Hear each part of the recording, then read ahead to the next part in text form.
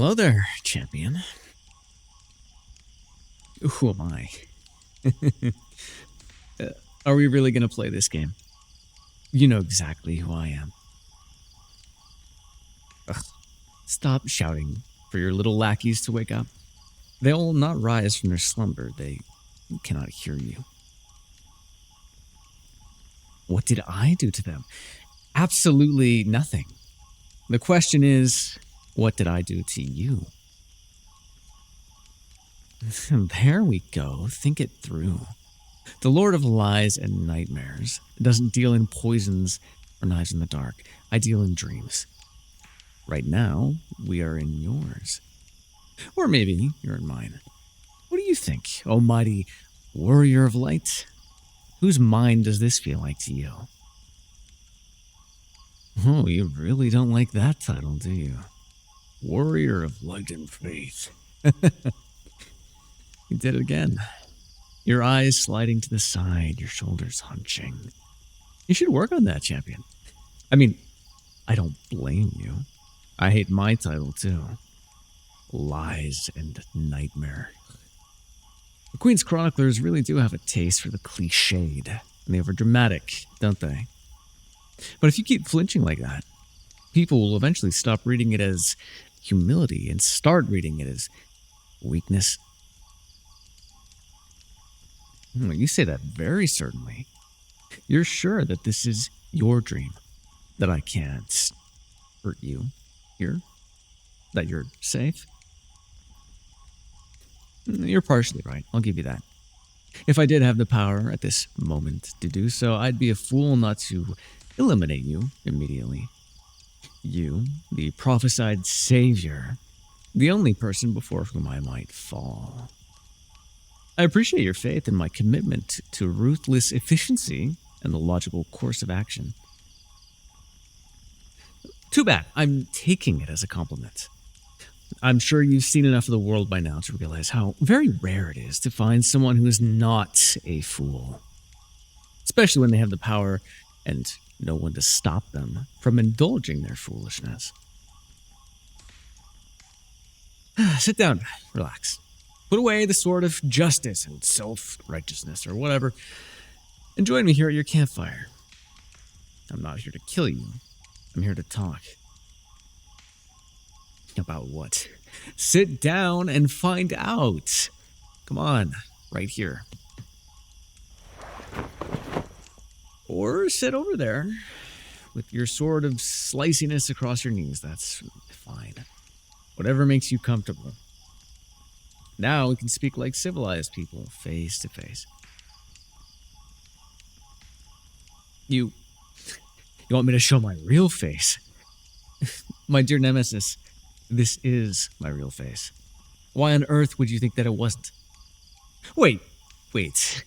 Surely you don't believe all those barred tales about me, do you?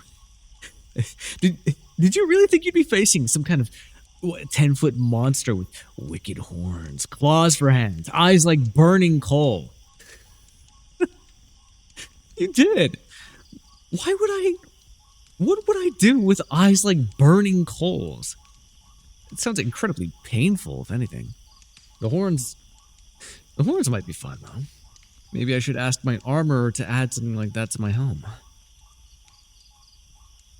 You thought I'd be older? Oh, well, thank you.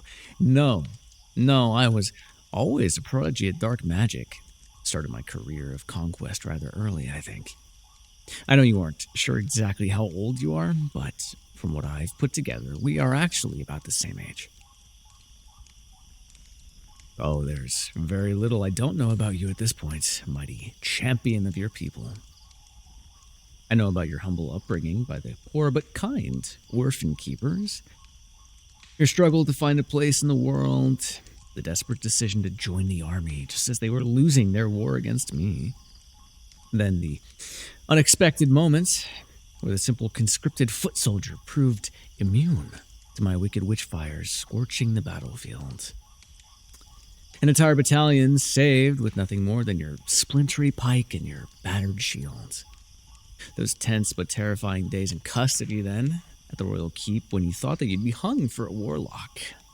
until the queen herself declared you as her destined hero. The champion prophesied the duel me to the death. I'd like to hear it from you, though. Why did you agree to that? To being their champion.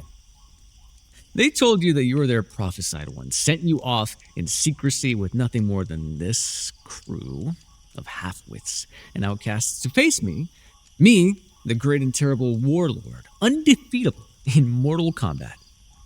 They couldn't even promise you that you'd win, only that there was a chance that you might. Why are you going along with this farce when you know that they've got the wrong person? No, you know exactly what I'm talking about. You've seen it for yourself. How often those wise and infallible counselors have proven to be fallible.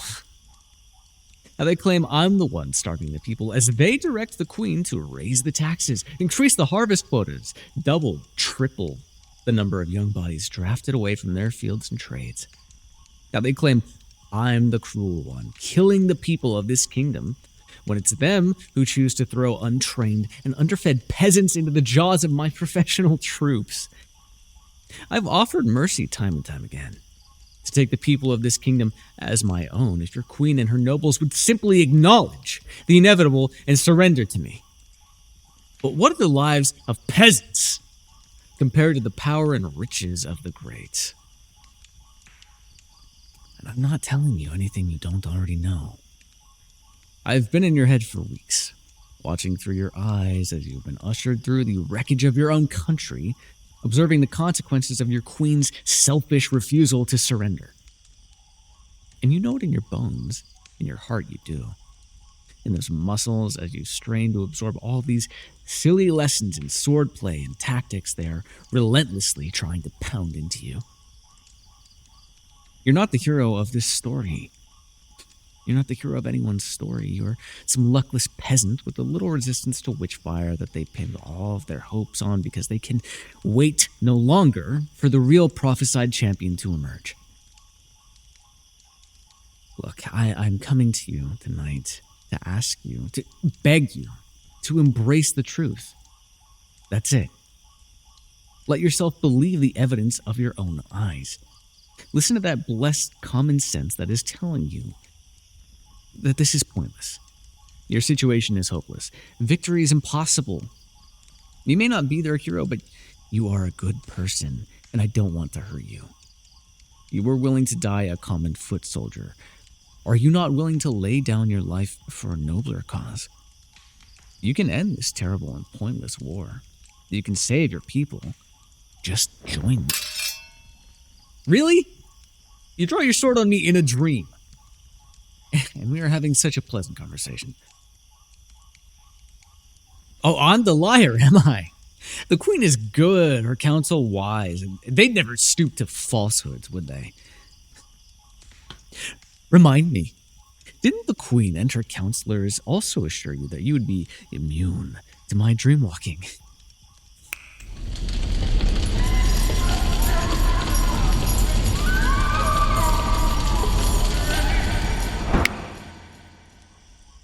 And how has that been working out for you tonight? No, I'm sorry, champion. I was hoping you'd be willing to have a civil conversation, but it looks like we're going to have to do this the hard way. I'm going to do you the favor of giving you a little glimpse of the future that you could have earned. All the suffering and death you could head off. And you are going to hang here, chained and helpless to do anything to stop my witch fire this time, even as it licks at your feet. It's so hungry for you. I hope you'll reflect on my words, champion. We'll speak again. In the meantime, sweet dreams.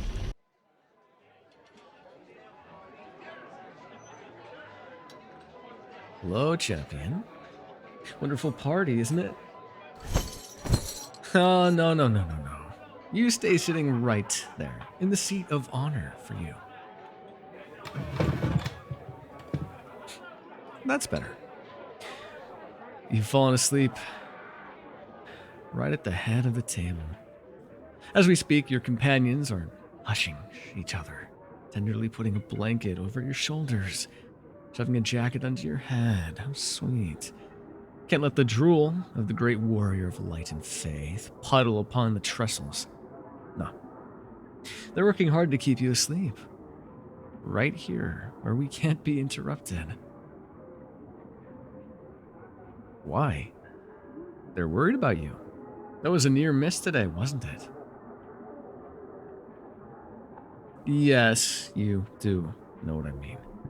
When your vision went all tunneled and that arrow streaked right past you. Luckily, your knife fighter was there, quick on the reaction, and got that shield up in time. But that's not like you, is it? To make a mistake like that, when your people trust you to watch their backs. You're starting to notice something's wrong with you. That you aren't sleeping. How long do you think until they put it together and realize their mighty warrior, their prophesied savior, is maybe not so immune to my nightmare's powers as they've been led to believe? What do you think they'll do to you when they find out that their fearless leader is a fraud? Oh, the power of friendship will save you? All that you've seen, and you still put so much faith in them. Do you know what a collection of miscreants the Queen assembled for you? That knife fighter with the reflexes? Do you know who she was before she was recruited to this little escort party? A murderer for hire, plucked from the city jails. Your mage? A thief who stole his magic from his master and has been running ever since. Your tracker is a drunk, and the commander, your military attaché, would-be tutor, he is a real piece of work. Trust me, I'd know. Because. Oh, well. Look who's asking the clever questions now. Why would you think I'm in the commander's dreams too? An interesting theory. Maybe I am the cause of those strange mood swings he has. Or maybe that's just the guilt. I don't have to actually be in that martinet's head, not when my spies bring me copies of those reports he's always writing. Would you like to know what he really thinks about you?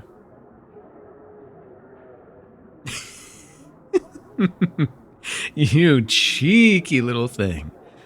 I infiltrate your dreams, and you think you can use the opportunity to interrogate me? Oh, I do like you, champion. You're no hero, but you do have such interesting qualities. I have an idea. Let's play a game. A question for a question. An answer for an answer. A truth for a truth. I offer you no guarantee other than my word. The word of lies and nightmares. It's far, far more than I've ever offered any other adversary. Excellent. I give you the first move. Ask your question again, or perhaps rephrase a little more carefully. You wanted to ask about the commander? I find your phrasing a little prejudicial, my dear. But a game is a game. Do I speak poison like this into the Queen's dreams at night? Yes. Now, my turn. What I said to her is another question. If you don't like my answers, champion, phrase your questions more carefully. My turn. You never answered my question from our last meeting. Why are you doing this? Playing the role of champion when you don't even believe in it yourself. Well, that's more introspective than I expected from you. Go on then. Ask me it. Oh, very funny. Very, very funny. Why am I doing this? This being the conquest of your kingdom, I take it. I suppose it's because it simply seemed the most appropriate course of action. Now then, I beg your pardon? That was an answer and the truth. If you don't like it, phrase your questions better. Don't accuse me of cowardice. Fine! I took over my kingdom and now I'm conquering yours. Because I can and I want to. You had just a taste of what it feels like to suddenly develop power that you couldn't explain or control. 3 days in a locked bedroom in the Queen's Keep. But as I said, I was a prodigy when it came to dark magic. It was kill or be killed from childhood for me. You and all yours should be thankful I outgrew that mindset and developed a taste for ruling these cowardly rubes instead of slaughtering them all. My turn. Did any of them, queen, counselors, commander, tell you why they named you the champion? What they were doing those 3 days you were in custody. I know that's 2 questions. We both know the answer to both of them is the same. No, of course no one told you. Go on. Ask me. That's 2 questions, champion. But I'll answer. 1, they spent those 3 days overturning every rock and stone to verify your story. Investigating your mysterious appearance at the orphanage, ensuring there is no possible mother or father who might claim you. 2, once your story was verified, they could name you champion because it meant you fit the entire prophecy, not just the part about our fated battle. You fit the other part, the part they kept quiet out of respect for your late, little lamented king. My turn for a question. Would you like to know the entire prophecy? I quote, "But have hope, my friends, for one shall arise to fight, face down lies with faith, and defeat nightmares with light. Either to die at the enemy's hand, or the enemy shall fall at their feet. Your champion, in whom royal blood and common stock meet." Terrible, terrible rhyme scheme, but old Renthon the Wise was a better seer than poet. Now, such sputtering when it's my turn for a question. Speak plainly. No more games, but we're having such fun. Very well. The Queen and the Council have been searching for their champion amongst the king's, shall we say, Biblos? Yes, illegitimate children, and they found you, about the right age and look, with a touch of that magical talent that your kingdom's royal line is known for. You may not be thinking beyond our fated confrontation, but your queen most certainly is. Your king died with no legitimate heir. Neither the queen nor the council wish to see the throne pass to the next in line, a cousin who I hear has some dreadful awkwardness, something about gambling debts, but you present a rather interesting solution to their little succession problem. Likeable, moldable, bound to be grateful to be hailed as the long-lost heir, and certain to be dependent on your advisors, especially if they marry you off to the right person to be the real power behind the throne. The queen has leaked the supposed truth of your parentage to certain key nobles. You should see the bidding wars going on now for your hand. All this assuming, of course, that you do, in fact, defeat me and return in triumph. Hooray. But that's what the commander is for. He's here to ensure that you make it that deadly confrontation with me while taking measure of your character. If you fail or falter, he'll ensure you die a martyr. Then, I suppose they'll quietly murmur they got it wrong and find the next hapless peasant of mysterious parentage to send at me.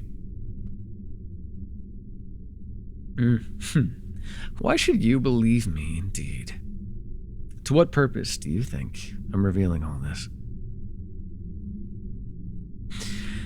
Either to die at the enemy's hand, or the enemy shall fall at their feet. Fall at your feet. It could mean death, of course, but to fall at your feet could mean something else, couldn't it? What do you think I'm implying, my dear? You aren't the first to accuse me of madness, champion. But you were closer in our first conversation, when you accused me of being singularly focused on my aims and ruthless enough to do anything to achieve them. Don't you look away from me. Claiming to be madly in love with my nemesis, taking the long-lost heir as my consort, would solve a few problems of my own. You're likable, moldable, and I'll admit rather pleasing to the eye. Especially when you blush like that. I don't lie. I did not lie. I have no desire to hurt you or see more of your countrymen die. Enough! From the moment you dared to stand against my witchfire on the field of battle, your doom was sealed. If you try to fight me, you'll either die or live to be the pawn of your queen, who will only ever see you as a reminder of her king's faithlessness. Or you can accept me when I swear my devotion to you. I'll claim your kingdom not by war, but by marriage. The war will stop. Your people will live. I swear it. Call it a wedding gift. Oh, my dear, you're shaking. It's been a long night, hasn't it? I'll leave you to reflect on your options. You're 2 weeks from my stronghold. My guards have orders to let you pass through.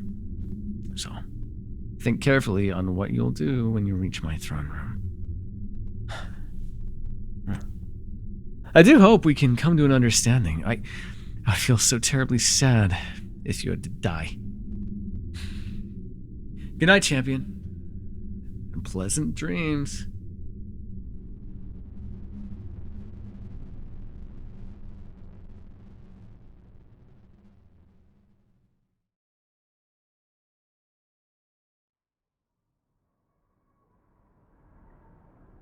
Hello, champion. It's been a few nights, hasn't it? And you've been off to sleep so promptly. One might almost think you wanted some midnight company. I was going to leave you to your thoughts, but earlier today you and your party did it.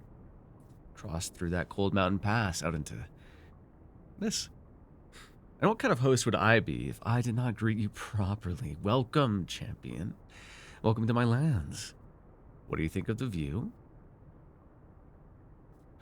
Oh, you think your queen did this? Turn these once fertile fields below you into salt and ash. You give your people far too much credit. No, not my work either. I do flatter myself. I've accomplished quite a lot in my few short years on the throne, but not even I could have accomplished this devastation. Your people wonder at how I consolidated my power so quickly. Look what just a half-decade of civil war and turmoil did to us. Greedy little lords, with no chance of victory, but plenty of excuse now to enact their petty vengeance on their neighbors for generations of slights. And the devil take the poor farmers in the way who need those fields to feed themselves. Funny thing, all their little dress-up soldiers were peasants and farmers themselves. It was so easy, champion, to get people to see things my way. I barely had to use dreams at all. Yes, I said my lands. Why? Oh, yes, this whole continent is mine. Or it will be. But we always have a soft spot for home, don't we? Like you do for yours.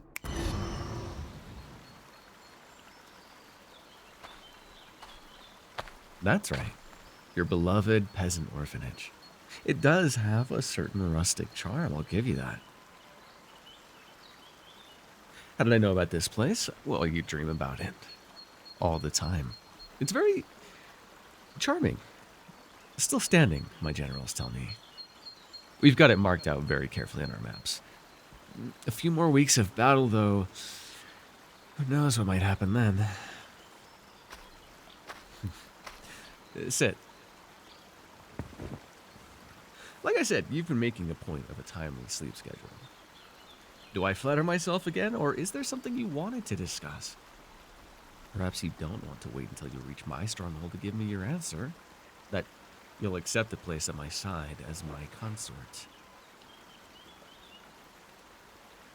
You're considering it? Well, I should hope so, champion. Really, I should make an example of you, but your hand in marriage would solve a lot of my problems, and would end this war without further unpleasantness neither of us want. You want me to make you an offer? I think my offer is very clear. Marry me, or die. You think I should convince you I'm the better choice than death? You ungrateful peasant! I offer you to spare you from my sword's edge, or being sold off like livestock to some inbred noble, and you would sit here and quibble over the marriage contract like farmers counting cattle. That's... What does that mean? I'm not the first person to look at an orphan and see nothing but a body and no friends.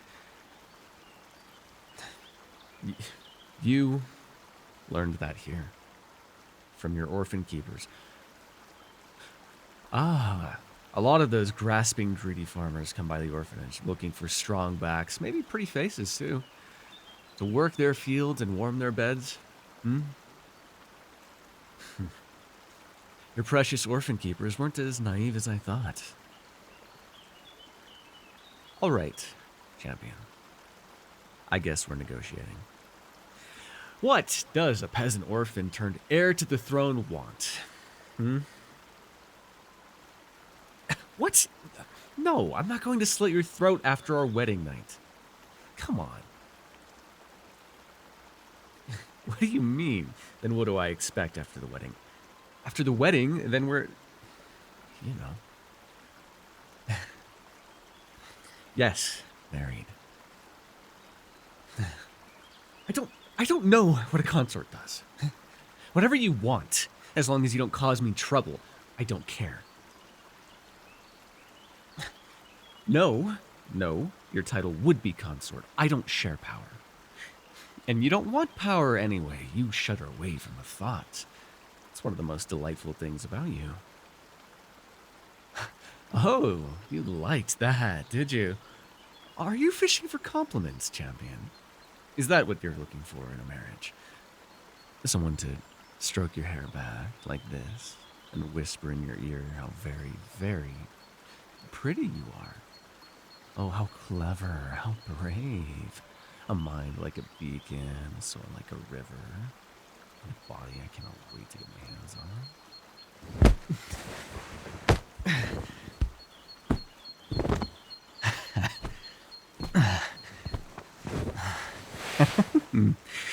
Careful there, champion.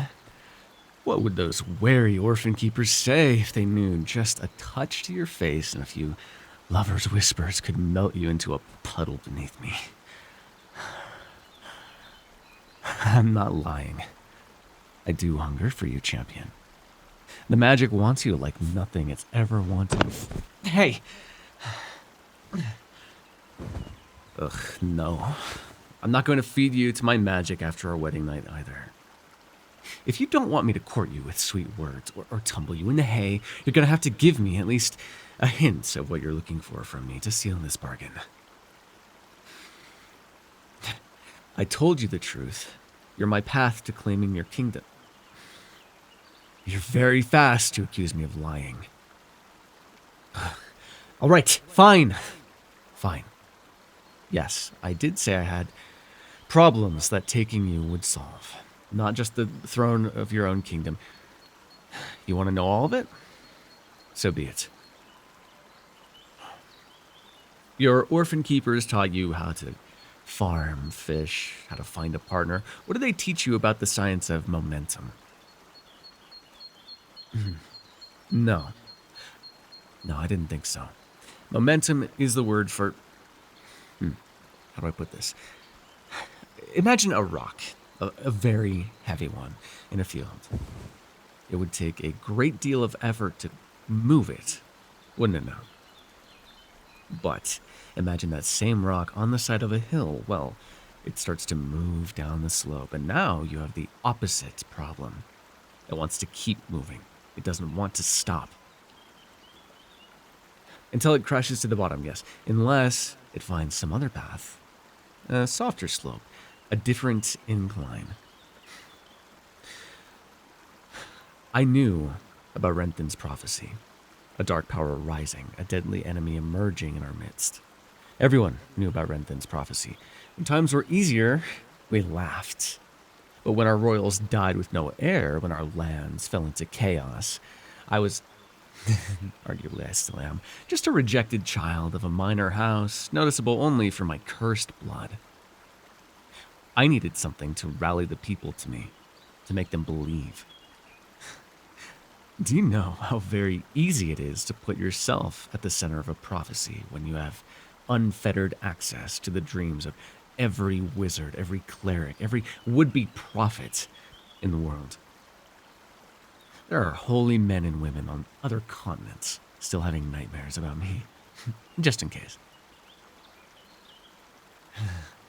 Of course, that wasn't all it took. God, you don't want to know what... It wasn't all it took, but it was enough to give me the edge. To knock the first pebble over, and then the next, and then the next. Yes, and now the rock is rolling down the hill. I'm the villain, the killer, the unstoppable lord of lies and nightmares with a little witch fire and a lot of hungry soldiers to feed. Something interesting about mercenaries, you can pay them to take territory, but you cannot pay them to hold it. Not enough glory, not enough to plunder. You have to keep pushing outward. The rock is accelerating. And then my witchfire hits some measly little peasant soldier and melted. You were supposed to die. I knew if I set myself up a false monster, they'd find a false champion to send against me. That was the beauty of choosing Renthon's prophecy. I could kill their champion and still be triumphant. What kind of lousy prophecy doesn't promise victory to the side of good? It was going to be too easy. But then, instead of some priggish knight, some weak-willed noble, they chose you. I find myself in need of an incline, a soft place to land.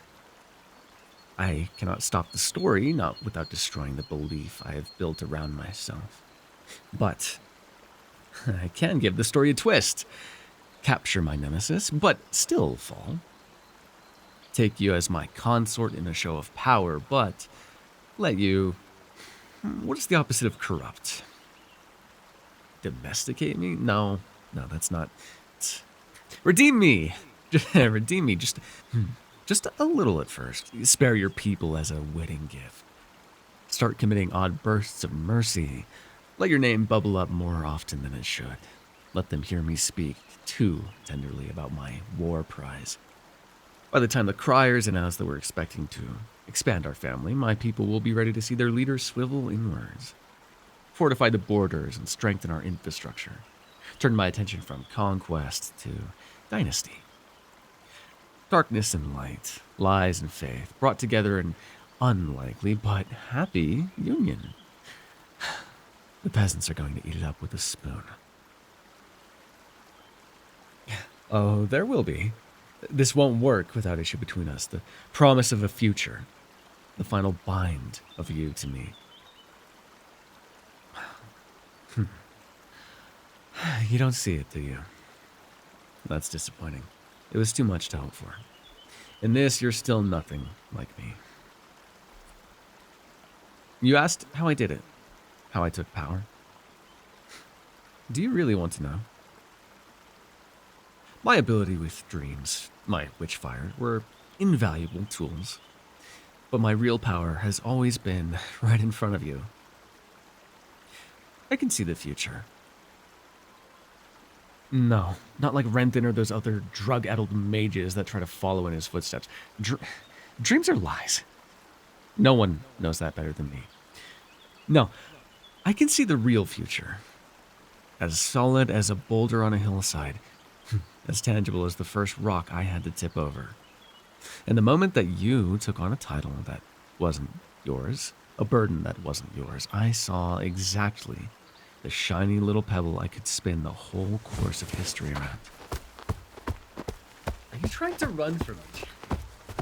In a dream. No. This is unbecoming. Just when you were doing so well, thinking so clearly for a change. Stop. Stop fighting me. What do I have to do to convince you? You miss your orphanage? We'll find you some hobby farm. Somewhere south. Not an actual farm, of course, but we can find some minor castle with orchards and fields and a stream where you can teach the little ones to swim. I will, of course, be preparing them for their future as rulers, but you'll give them the childhood you had. This is the future of our continent, of our people, of us. I wish you could see it. I'd hoped you could see it. But you can't. So you're just going to have to trust me. Or don't. I'm not asking you, champion. I'm telling you. Oh, champion. You haven't figured it out yet. This was never a negotiation. I just needed to keep you in here, in your dreams with me, while my best guards take out your friends. Stop it. Stop that. Calm. Relax. I told them to take your little party alive. You think I'd throw away leverage? Champion. Enough! You really believed you had a chance against me? That I would really permit you to make your little plans, to walk up to my keep and... what? Call me out? That I'd face you in some kind of honorable hand-to-hand combat? No, this is where you end up when you face me. History is moving, and to put this as simply as possible, there is no path where you win. I'm offering you one way, the only way, up off of your knees, and that is to join me. Willingly, I would prefer it, but please believe me, consort dear. This only ends the way I want it to. It always does. It always will. Get that into your stubborn little head before you make your decision. That's time then. It's done. You'll forgive me, champion, but as valuable as you aren't my only piece to be moving across the board tonight. I'll leave you to your sudden change in circumstances to think things over. Make up your mind quickly. We'll be seeing each other again in person very soon.